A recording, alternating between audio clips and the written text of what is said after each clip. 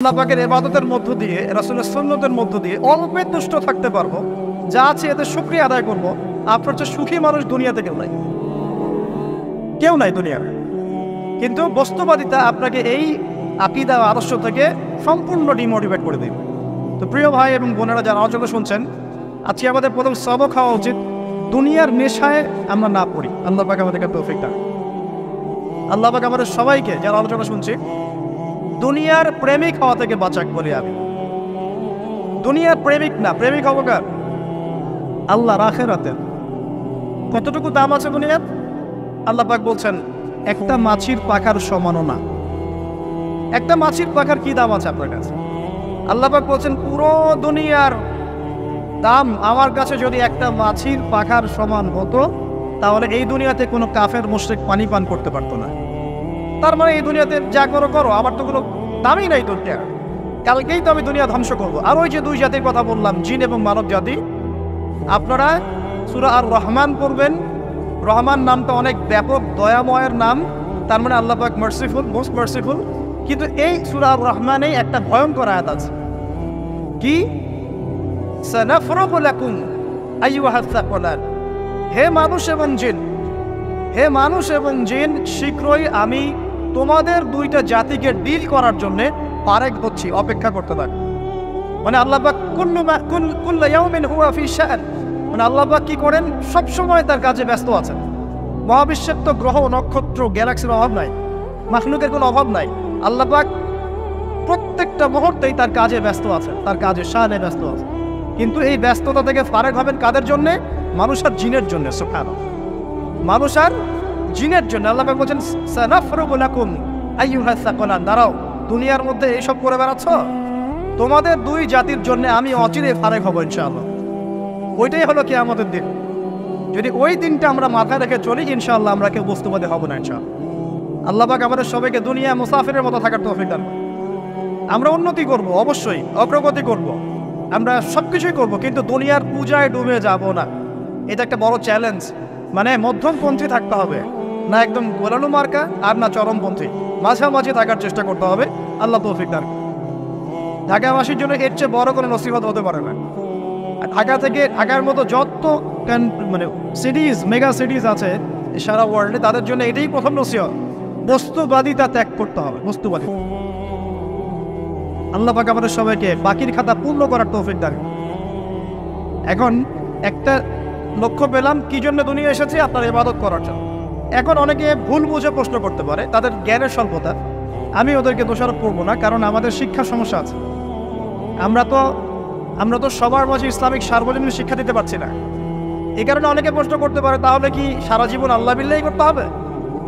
আমি কি সারা জীবন তাসবিহ তাহলিল জিকির আজকার নামাজি পড়ে বেড়াবো? তাহলে এটা হলো তার ভুল বুঝ।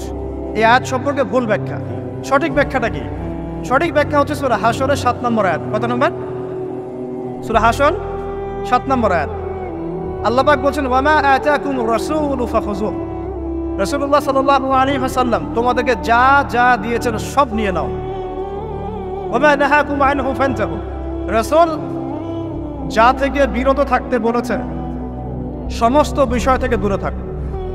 এখন এই আয়াতটাকে সামনে রেখে কোরআন সুন্নাহকে যদি আমরা ঘাঁটি, আমরা দেখব রাসূলুল্লাহ সাল্লাল্লাহু আলাইহি ওয়াসাল্লাম পেশাব পায়খানা ইস্তেনজা করা থেকে শুরু করে রাষ্ট্র চালানো পর্যন্ত প্রতিটা কাজের হেদায়েত দিয়ে গেছেন। আলহামদুলিল্লাহ, এটা কেউ মানি বা না মানি দিয়ে গেছেন, এটা বিশ্বাস করতে হবে। আমল করতে পারি বা না পারি, নবী দিয়ে গেছেন, বিশ্বাস করতে হবে। দলিল চাচ্ছেন, আপনি সহিহ বুখারী খোলেন, মুসলিম খোলেন, তিরমিজি, নাসাই, আবু দাউদ এগুলো খোলেন, দেখবেন আপনি ইস্তেনজা করবেন কিভাবে, বসবেন কিভাবে, ঢোকার সময় কোন পা দিয়ে ঢুকবেন, বের হওয়ার সময় কোন পা দিয়ে বের হবেন, ইস্তেনজা করার সময় কথা বলতে পারবেন কিনা, কতটুকু বলতে পারবেন, গোসল কেমন করে করবেন, ওযু কিভাবে করবেন, আপনি আগে কি পা থেকে শুরু করবেন নাকি হাত থেকে শুরু করবেন, কিভাবে নামাজ পড়বেন, আগে গিয়ে কি সেজদা করবেন নাকি ইকামত হবে, আজান হবে, আল্লাহু আকবার তাকবীর দিবেন, কিভাবে নামাজ শেষে বের হয়ে আপনি ব্যবসায় চলে যাবেন, কিভাবে আপনি ব্যবসা করবেন, কিভাবে চাকরি বাকরি করবেন, সমাজের মানুষের সাথে মেলামেশা করবেন, মানুষকে দিনের দাওয়াত দিবেন, ইভেন কিভাবে আপনাকে যদি আল্লাহ ক্ষমতা দেন আপনি কিভাবে সোসাইটি মেনটেন করবেন, সমাজ এবং রাষ্ট্র মেনটেন করবেন, প্রতিটা হেদায়েত খুঁটিনাটি কোরআন এবং সুন্নাহ দিয়েছে আমাদেরকে। এই বিশ্বাস আগে রাখতে হবে। এই বিশ্বাস না রাখলে কেউ মুসলিম হতে পারবেন। I am very sorry to say, এই বিশ্বাস না করলে কেউ মুসলিম হতে পারবে না। আগে বিশ্বাস, তারপরে কাজ করতে পারেন কিনা সেটা পরের ইস্যু। এবং আমি বলে দিচ্ছি, এই যুগে আপনি 100% পারবেন না, সিম্পল। এই যুগে আপনি 100% পারবেন না, এটা স্বাভাবিক। কারণ এই পুরো বিশ্বটা তো ইসলামাইজড না। পুরো বিশ্ব কি ইসলামাইজড? বরং পুরো বিশ্বটা কুফরের উপর আছে। কিসের উপর আছে? পুরো ওয়ার্ল্ডটাই কুফরের উপর আছে, পুরো ওয়ার্ল্ডটাই। একটা এক্সাম্পল আমি প্রমাণ করতে পারি, একটা এক্সাম্পল খালি। আল্লাহ পাক বলছি সূরা মুলক, রাতের বেলা পড়তে হয় না সূরা মুলক? রাতের বেলা সূরা মুলক পড়তে হয়, যে পড়বে তার কবরের আযাব হবে না ইনশাআল্লাহ। কবরের আযাব থেকে আল্লাহ পাক তাকে বাঁচাবেন ইনশাআল্লাহ। সূরা মুলক তেলাওয়াত করতে হবে রাতের বেলা। এই সূরার প্রথম আয়াতে আল্লাহ বলেছেন তাবারাকাল্লাযী, বরকতময় সেই আল্লাহ, বিয়াদিহিল মুলক, যার হাতে পুরো মহাবিশ্বের ক্ষমতা। কার ক্ষমতা? তাবারাকাল্লাযী বিয়াদিহিল মুলক, বরকতময় সেই আল্লাহ, যার হাতে পুরো মহাবিশ্বের ক্ষমতা, সার্বভৌমত্ব। ক্ষমতার বাংলা কি বলতে পারি আমরা? এটাকে ইংরেজিতে আপনারা কি বলেন? আপনারা বলেন সভারেন্টি। কি বলেন? সভারেন্টি বিলংস টু আল্লাহ। এখানে সভারেন্টি বিলংস টু কে? আল্লাহ। কিন্তু এই পুরো বিশ্বের সার্বভৌমত্বের মালিক কি এখন আল্লাহ বাকি আছে? মানুষ নিজের হাতে নিয়ে নিয়েছে। কথা বুঝতে পারছেন? পুরো বিশ্বে আল্লাহর সার্বভৌমত্ব চলে এখন, মানুষের সার্বভৌমত্ব চলে এখন। তো পুরো ওয়ার্ল্ডটাই কুফরের উপর আছে না? বিশ্বটাই কুফরের। এখন বাদ দেন, এই ওয়ার্ল্ডে আপনি 100% ইসলাম ডিল করতে পারবেন না, সিম্পল। কিন্তু আগে বিশ্বাস করেন যে একদম টয়লেট থেকে শুরু করে আসমান পর্যন্ত সবকিছুই হেদায়েত কোথায় আছে, কোরআন শুনে আছে কি নাই? এখন মানতে পারি না, সেটা আমাদের ইস্যু। কেউ বিশ্বাস করেছে, মানতে পারে না, আল্লাহ তাকে মাফ করে দিবে ইনশাআল্লাহ। বিশ্বাস করেছি, মানতে পারিনি, আল্লাহ মানে বিশ্বাস করেছি, আমল করতে পারি না, এটা আল্লাহ। আমল করতে গিয়েছি, প্রতিবন্ধকতা পেয়েছি, সমাজ এমন ছিল না, বিশ্ব এমন ছিল না, আমি পারি নাই, আল্লাহ মাফ করে দাও, ইনশাআল্লাহ আল্লাহ মাফ করে দেবে ইনশাআল্লাহ। কারণ আল্লাহ পাক বলেছেন, কারো আমল নামায় যদি শিরকের পাপ না থাকে, যে কোনো গুনাহ আল্লাহ যাকে ইচ্ছা মাফ করে দেবে। আমল নামায় এখানে শিরকের পাপ রাখা যাবে না, যে কোনো গুনাহ আল্লাহ যাকে ইচ্ছা মাফ করতে পারে। বুঝাচ্ছি, মনে করেন একজন জেনা করেছেন, আল্লাহ মাফ করুন। ওই জেনাকার ব্যক্তি যদি বিনা তওবাতেও মারা যায়, তওবা করে নাই, বিনা তওবাতেও মারা যায়, কাল কিয়ামতের মাঠে আল্লাহ পাক তাকেও মাফ করতে পারেন। আল্লাহু আকবার। কিন্তু একজন ব্যক্তি শিরক করেছে, তওবা না করে মারা গেছে, আল্লাহ তাকে মাফ। এখন শিরকের পাপ ছাড়া যে কোনো পাপ আল্লাহ মাফ করবেন ইনশাআল্লাহ। সো আগে আকীদা পোষণ করি যে হ্যাঁ, কোরআন সুন্নায় সবকিছুর সমাধান আছে আলহামদুলিল্লাহ। এখন আমি আমল করতে গিয়ে হয়তো পারছি না। এখন আমার বিশ্বাস চলমান বিশ্বের সাথে সাংঘর্ষিক হচ্ছে, এবং এই বিশ্বাসকে দমিয়ে দেওয়ার জন্যে কি করা হচ্ছে? এই বস্তুবাদিতার মতো আদর্শগুলো আপনার সামনে তোলা হচ্ছে। এখানে উত্তরটা কি? এখানে উত্তরটা হচ্ছে, দেখুন, ইবাদত মানে শুধুমাত্র নামাজ, রোজা, হজ, জাকাত নয়। ইবাদত মানে শুধুমাত্র নামাজ, রোজা, হজ, জাকাত নয়, বরং আমার জীবনের প্রতিটা সেক্টরই ইবাদত বলে কাউন্ট হবে যদি আমি সেই কাজটাকে নবীর সুন্নত অনুযায়ী করতে পারি। আমার কথা কি বুঝতে পারছেন? এই হলো ব্যাখ্যা, ওয়া খালাকতুল জিন্না ওয়াল ইনসা ইল্লা লিয়াবুদুন। আমি জিন আর মানুষকে শুধু আমার ইবাদত করার জন্যই সৃষ্টি করেছি। আপনার ইস্তেনজা করাটা ইবাদত। সুবহানাল্লাহ। আমার ইস্তেনজা করা কার প্রয়োজন? আমার না, ইসলামের না আল্লাহ পাকের? নাউজুবিল্লাহ। ইস্তেনজা কার জন্য করি? আমার প্রয়োজন। আমাকে এখন ইস্তেনজা করতে হবে, কষ্ট দিচ্ছে আমাকে। খাবার খাবেন, কার জন্য খাচ্ছেন? আমার জন্য নয় কি? আমার জন্যে। আপনি ব্যবসা করছেন, কার জন্যে? আমার জন্যে, আমার স্ত্রী সন্তান, আমার পরিবারের জন্য। আপনি সমাজ চালাচ্ছেন কার জন্য? আপনার জনগণের জন্য। এখানে স্বার্থ কার? মানুষের না আল্লাহ? আমার স্বার্থে আমি এই সব কাজগুলো করব, নবীর সুন্নাহ অনুযায়ী করব, তাহলে দুনিয়াবী কাজগুলোতেও আল্লাহ পাক নেকি দিয়ে দিবেন ইনশাআল্লাহ। কেমন দুনিয়াবী কাজ? স্ত্রী সহবাস করা, স্ত্রীর সাথে ভালোবাসা, প্রণয় বিনিময় করা। আপনি স্ত্রীর দিকে তাকিয়েছেন, নেকি হয়েছে। স্ত্রীর হাতটা ধরেছেন, নেকি হয়েছে। স্ত্রীকে আদর করেছেন, নেকি হয়েছে। তার মুখের মধ্যে ভাত তুলে দিয়েছেন, নেকি হয়েছে। আপনার ছেলেকে আদর করে কোলে নিয়েছেন, নেকি হয়েছে। মা ছেলেকে দুধ পান করাচ্ছে, নেকি হচ্ছে। আপনি ভাইকে 5টা টাকা দিয়ে সহযোগিতা করলেন, নেকি হচ্ছে। একজন এসে বসতে পারছে না, জায়গা ছেড়ে দিলেন, নেকি হচ্ছে। ইভেন রাস্তায় হাঁটছেন, এক মুসলিম ভাইয়ের সাথে সাক্ষাৎ হলো, সালাম দিলেন, মুচকি হাসি দিলেন, নেকি হয়ে গেল। তাহলে আমরা কিভাবে বলতে পারি যে ইসলাম কি শুধু নামাজ, রোজা, হজ, জাকাতকেই স্বীকৃতি দেয়? এগুলো করতেই দুনিয়াতে আসছি, নাকি সব কাজই ইবাদত? আমার আলোচনা কি পরিণত আছে? আমাদের জীবনের প্রতিটা কাজই ইবাদত যদি সেটা রাসূল সাল্লাল্লাহু আলাইহি ওয়াসাল্লামের সুন্নাহ মতো করা হয়। তিনটা জিনিস খেয়াল রাখতে হবে। কয়টা জিনিস ভাই? এক, সেই ইবাদত হতে হবে আল্লাহর সন্তুষ্টির জন্য। এই যে আমি স্ত্রীর মুখে ভাত তুলে দিচ্ছি, তার কাছ থেকে কিছু পাওয়ার আশায় নয়, আমি দিচ্ছি আল্লাহর সন্তুষ্টির জন্য। আমি যে একজন মুসলিম ভাইকে হাসি মুখে সাক্ষাৎ করলাম, ও আমাকে ভালো বলবে, পরে আমাকে হেল্প করবে, এমন এই জন্য নয়, আল্লাহ পাক সন্তুষ্ট হবেন তাই। আমি নামাজে দাঁড়িয়েছি, লোকে আমাকে ভালো বলবে এই জন্য দাঁড়াই নাই, দাঁড়িয়েছি কেন? যাতে আল্লাহ আমাকে কালকে আমাদের মঠে বাঁচাও। আমি দাড়ি ছেড়ে দিয়েছি কেন? মানুষ আমাকে হুজুর বলবে তাই, এই জন্য না, বরং আল্লাহ রাসূলের সুন্নাত জীবিত করেছি, ইনশাআল্লাহ আমি 50 জন শহীদ সাহাবীর নেকি পাবো ইনশাআল্লাহ। কেন আমি টাকনুর নিচে কাপড় পরছি না? কারণ কি মানুষ আমাকে বলবে নতুন ফ্যাশন? না, আমি এই কারণে পড়ছি যাতে রাসূল সাল্লাল্লাহু আলাইহি ওয়াসাল্লাম কালকে আমাদের মাঠে এই সুন্নাহর উপর আমল করার জন্য আমার পক্ষে সুপারিশ করেন। আমার ইবাদত, আমার পর্দা, আমার পরিবার, আমার ব্যবসা, আমার অর্থনীতি, আমার পলিটিক্স সবকিছু আল্লাহর জন্য করব, এই একটা হলো মূলনীতি ইবাদত কবুল হওয়ার। এক। দুই, সেই আমলটা হতে হবে রাসূলের সুন্নাহ মোতাবেক, অন্য কোনো পদ্ধতিতে নয়। মনে করেন আমি একজন খুব বড় বুজুর্গ হয়ে গেছি, নাউজুবিল্লাহ, আমরা এত বড় বুজুর্গ হয়ে যাই নাই, যে টাইটেলগুলো আপনারা দেন এগুলোর কোনো প্রয়োজনও নাই। এখন একজন বড় বুজুর্গ এসে যদি আপনাকে কোনো ইবাদতের পদ্ধতি শিখিয়ে দেয়, এই পদ্ধতিতে ইবাদত করা অনেক ভালো হবে, কিন্তু ওই পদ্ধতির সাথে রাসূলের এবং সাহাবীদের পদ্ধতির কোনো মিল নাই। মুখরোচক মনে হলেও, দেখতে সুন্দর মনে হলেও, এবং অনেক মানুষ তা করছে এরকম দলিল থাকলেও সেই কাজটা করা যাবে না। কারণ কি? কারণ সেই কাজটা রাসূল সাল্লাল্লাহু আলাইহি ওয়াসাল্লামের সুন্নাহ মাফিক হয়নি।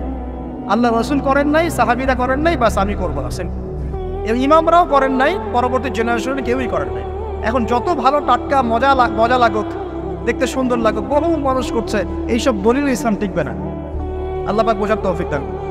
এক নম্বর শর্ত আল্লাহর সন্তুষ্টির জন্য হতে হবে। দুই নম্বর রাসূলের পদ্ধতিতে হতে হবে। তিন নম্বর খুব ডিফিকাল্ট, তিন নম্বরটা বেশি ডিফিকাল্ট।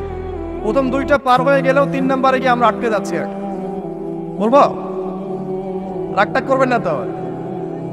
তিন নম্বর হচ্ছে রিজিক হালাল হতে হবে। রিজিক হালাল হতে হবে। পশ্চিমার আদলে গড়া এই পুরো বিশ্বের বেশিরভাগ মানুষের রিজিক এখন হারাম। কেন হারাম? কারণ কোনো না কোনোভাবে আমরা সুদের সাথে সম্পৃক্ত হয়ে যাচ্ছি, কোনো না কোনোভাবে। আর নবীজি অনেক আগেই বলেছিলেন, 1400 বছর আগে, যে একটা জামানা তোমাদের সামনে আসবে, যে মানুষ সুদ খেতে চাইবে না তার গায়েও সুদের ছিটাফোঁটা গিয়ে লাগছে কি দেখো। আপনি খেতে চাইবেন না, আপনাকে মেসেজ পাঠিয়ে দেওয়া হবে আপনার অ্যাকাউন্টে এত টাকায় যোগ হয়েছে। কি করবেন এখন? টাকাটা আপনি সুদের টাকা। সুদের টাকা মানে কি? এক দিরহাম যে ব্যক্তি সুদ খেয়েছে সে যেন 36টা মেয়ের সাথে জেনার পাপ করেছে। সহিহ বুখারী হাদিস, একদম অকাট্য, সহিহ, সনদ সহিহ, এমন না জয়ীফ জাল, এমন নয়।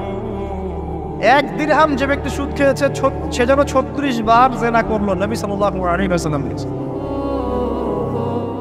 আর এই হাদিস তো আপনারা জানেন যে সুদের পাপের 73টা শাখা আছে। নিচের শাখা হচ্ছে মায়ের সাথে জেনা করা, মাকে বিয়ে করা, আর উপরের শাখা হচ্ছে আল্লাহ এবং তার রাসূলের সাথে যুদ্ধ করা। এগুলো অবলীলায় করছি আমরা। আর নবীজি বলছেন 4 শ্রেণীকে আমি অভিশাপ দিয়ে গেলাম। আল্লাহর নবী অভিশাপ দিয়ে গেলেন মানে সে জাহান্নামে যাবে, কোনো অবস্থাতেই জান্নাতে যাবে না। ইল্লা মাশা আল্লাহ। 1, যে সুদ খায়। 2, যে সুদ দেয়। 3, সাক্ষী থাকে। 4, লিখে রাখে। এখন বলেন এই সিস্টেমের বাইরে কতজন মানুষ আছে? এর বাইরে আবার আছে যাকাত না দেয়া, সম্পদ হারাম হয়ে যাচ্ছে। এর উপর আবার আছে ঘুষ, জানাদির অনেক সময় চাকরি বাকরি হয় না। আস্তে আস্তে এগুলো আমরা ট্রেডিশন বানিয়ে নিয়েছি। এক সময় আমরা, শোনেন, এটাকে বলা হয় নিউট্রালাইজেশন, মানে স্বাভাবিকীকরণ। খুব কঠিন টার্ম বলে ফেলছি মনে কিছু কিছু। যেমন আগে ধর্ষণ হলে আমরা খুবই সোচ্চার ছিলাম এবং সারা এলাকা ফেটে যেত, এত বড় কথা। কেউ মাপে কম দিলে, ধরা পড়লে চক্ষু লজ্জায় সে সমাজে চলতে পারতো না। কেউ চুরি করলে চক্ষু লজ্জায় বের হতে পারতো না। আস্তে আস্তে আস্তে আস্তে আস্তে আস্তে এই যে মাপে কম দেয়া বলেন, সুদ বলেন, জেনা বলেন, আস্তে আস্তে পাপগুলোকে আমরা নিউট্রালাইজেশন করে ফেলেছি, নিউট্রালাইজ হয়ে গেছে। হ্যাঁ, দর্শন ডেইলি 4-5টা হয়, সুদ সবাই খায়, আমিও খাই, যে না তো সবাই করে, বয়ফ্রেন্ড গার্লফ্রেন্ড ফ্রি মিক্সিং আছে, আমি করলে সমস্যা কি? ওর তো 4টা, আমার তো মাত্র 1টা। ওর চেয়ে আমি ভালো। ওর 5টা বয়ফ্রেন্ড, আমার তো 1টা। ওর 4টা গার্লফ্রেন্ড, আমার তো 1টা। আমি তো ভালো। আমার ছেলে খুব ভালো, শুধু মাঝে মাঝে একটু ড্রিঙ্কস করে, ব্যাপারটা এরকম আর কি। তো এই যে পাপকে নিউট্রালাইজেশন করা হচ্ছে আস্তে আস্তে স্বাভাবিকীকরণ, এই ফ্লোতে আমরা মোটামুটি সবাই পড়ে গিয়ে রিজিক হারাম হয়ে যাচ্ছে। ঘুষ দিতে হয়, এটা চাকরি হবে না। আবার দেখেন, জাকাত না দেওয়ার মধ্য দিয়ে রিজিক হারাম করে ফেলছি, সুদ খাওয়ার মধ্য দিয়ে করছি, ঘুষ নেওয়ার মধ্য দিয়ে করছি, কোনো কোনো ক্ষেত্রে করাপশন, অন্যের সম্পদ আত্মসাতের মধ্য দিয়ে করছি। এর বাইরে যারা ব্যবসা করছি, আমরা যে দুধে দেওয়া তুলসী পাতা এমনও নয়, কোনো কোনো সময় মাপে কম দিচ্ছি।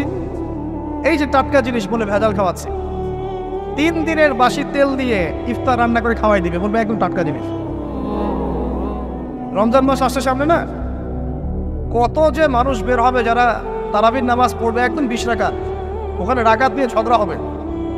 ঠিক ওরাই যখন দেখবেন বিকালে দুপুরে ইফতার বিক্রি করবে, বিভিন্ন পণ্য বিক্রি করবে, দেখবেন যে দুনিয়ার বাসি পচা আপনাকে খাওয়াই দিবে।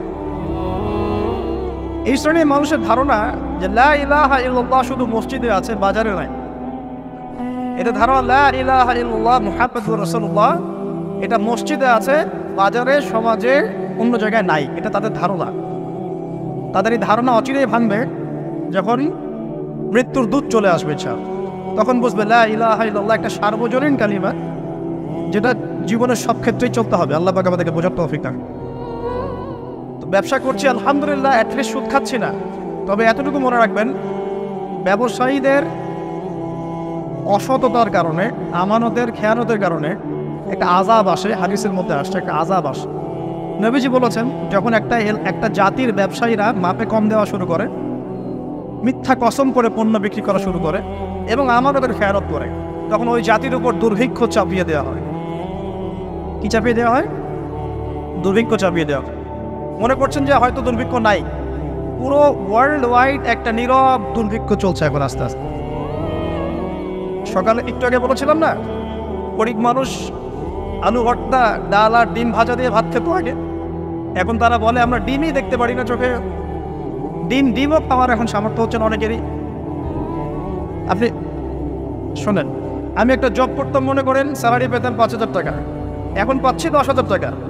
কিন্তু 10,000 টাকা স্যালারি পাওয়ার পরেও আগে 5,000 টাকা দিয়ে আমি সংসার চালাতে পারতাম, এখন 10,000 টাকা দিয়ে পারছি না। কারণ কি? কারণ হচ্ছে মুদ্রাস্ফীতি, দ্রব্যমূল্যের ঊর্ধ্বগতি, এর পাশাপাশি আছে আমানতের খেয়ানত করা, করাপশন এবং কিছু অসৎ ব্যবসায়ীর এই দুরভিসন্ধি।